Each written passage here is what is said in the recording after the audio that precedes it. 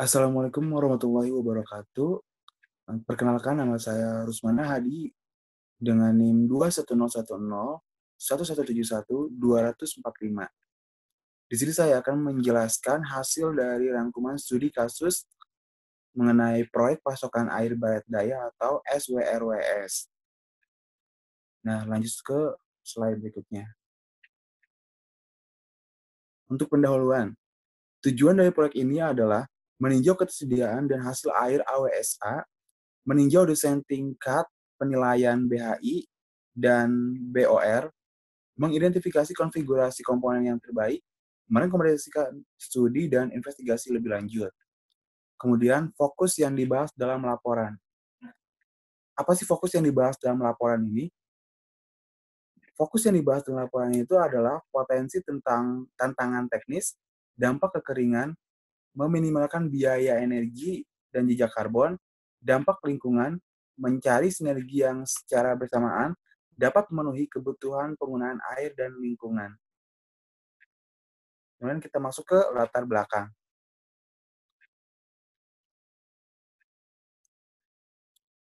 Kota Derming, Kabupaten Hidalgo dan Komisi Irigasi Cekungan Gila atau GBIC telah mengusulkan proposal untuk mengalihkan dan menyimpan air Sungai Gila yang tersedia di bawah Undang-Undang Permukiman Air Arizona atau AWSA tahun 2004. Nah, usulan ini terdiri dari komponen penyimpanan dan pengalihan irigasi.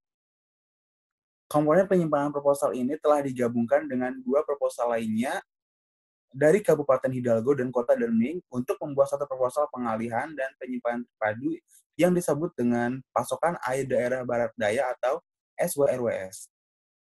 Nah, proposal gabungan ini akan mengalihkan air AWSA dari Sungai Gila, menyimpannya di penyimpanan offstream di Lembah Klip Gila, melepaskannya untuk kebutuhan lingkungan dan pertanian selama aliran rendah, dan pompa air di atas benua untuk komunitas di Cekungan Mimbres. Oke, next.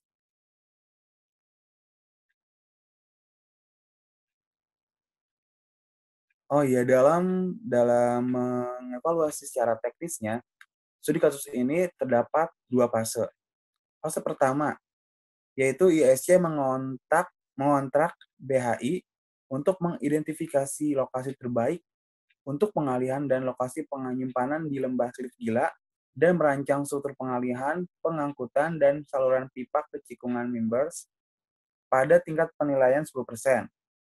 Dan fase yang kedua itu dengan menggunakan investigasi lapangan tambahan, termasuk survei batimetri, geomorfologi, dan pengambilan sampel geofisika atau geoteknik, serta pemodelan dan analisis desktop, konsultan membuat 3 alternatif baru untuk pengalihan dan penyimpanan dalam laporan awal teknik mereka, yang semuanya memenuhi tujuan proyek atau konsep final per 12 September 2014.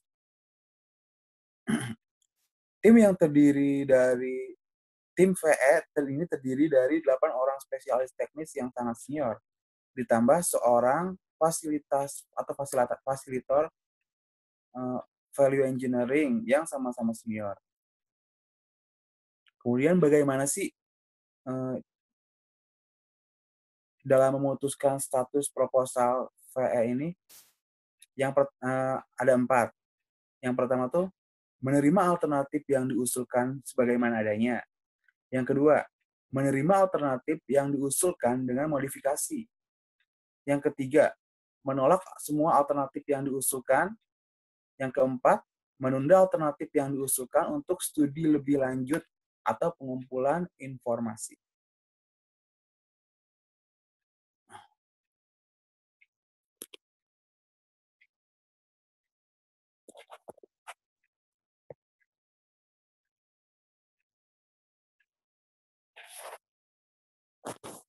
Kemudian kita masuk ke metode yang digunakan dalam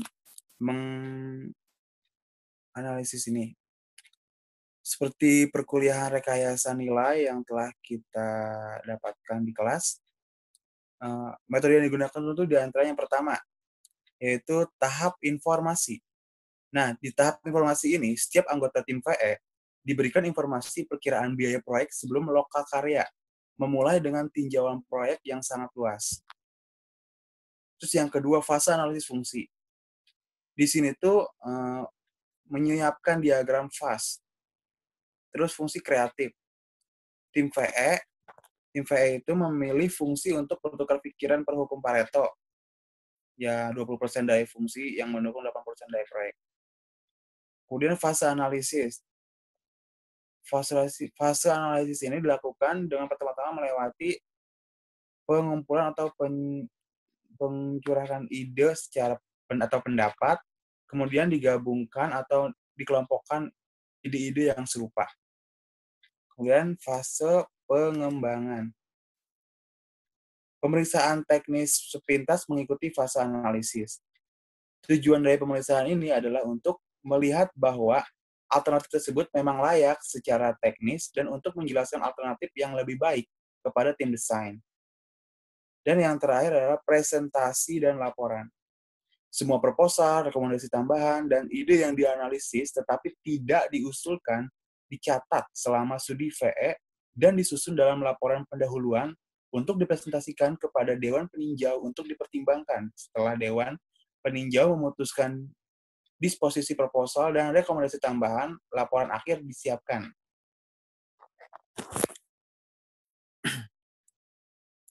Next. Nah, kita masuk ke proposal yang ada dalam studi kasus VE ini. Yang pertama tuh proposal VE nomor 01003. Di sini tuh membahas terkait poin utamanya itu adalah kumpulkan, gunakan, dan perhitungkan aliran permukaan dari anak-anak sungai Gila yang mengalir ke waduk penampung air sistem. Nah, dalam proposal ini terdapat diskusi-diskusi, diantaranya pada saat itu tidak jelas apakah air anak sungai adalah bagian dari AWSA, harus anak sungai harus diperhitungkan dalam keseluruhan rencana distribusi air. Pembuangan anak sungai akan dipantau dengan menggunakan pengukur aliran alert yang dipasang pada anak sungai di hulu waduk. Oke, sebentar.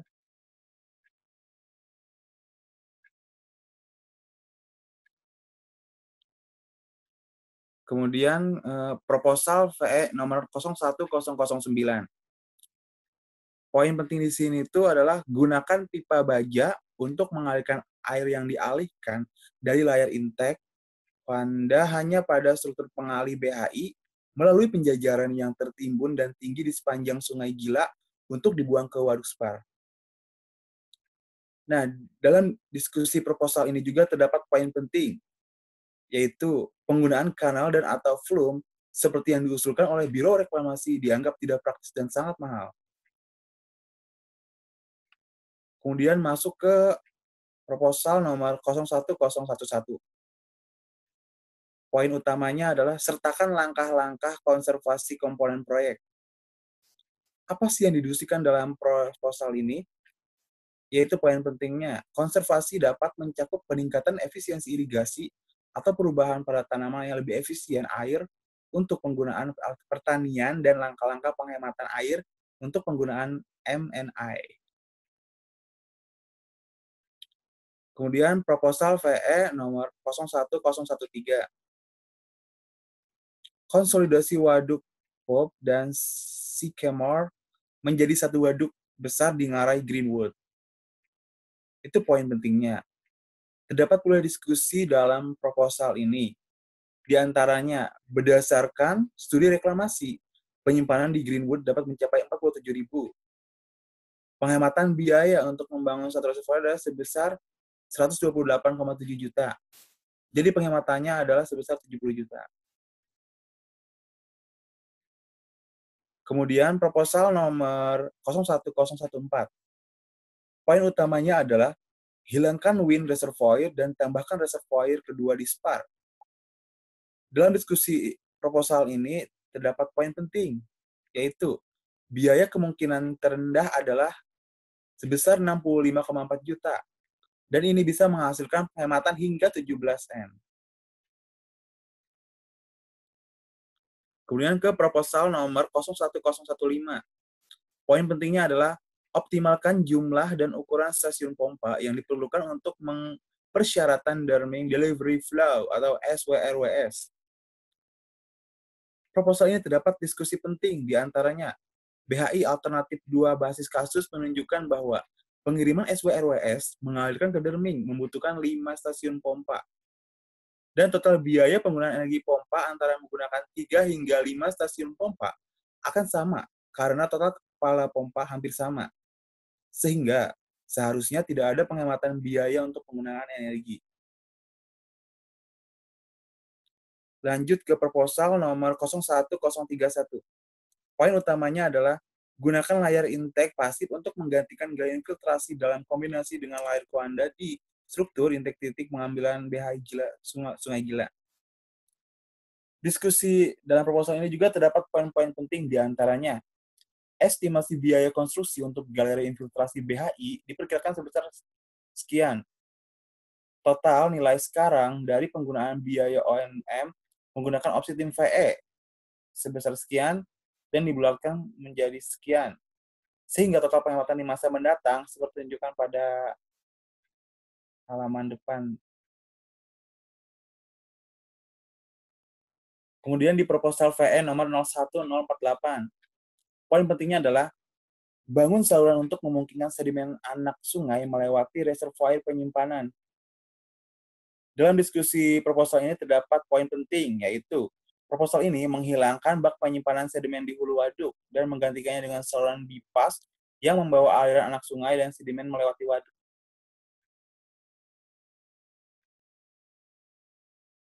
Kemudian masuk ke proposal nomor 01055.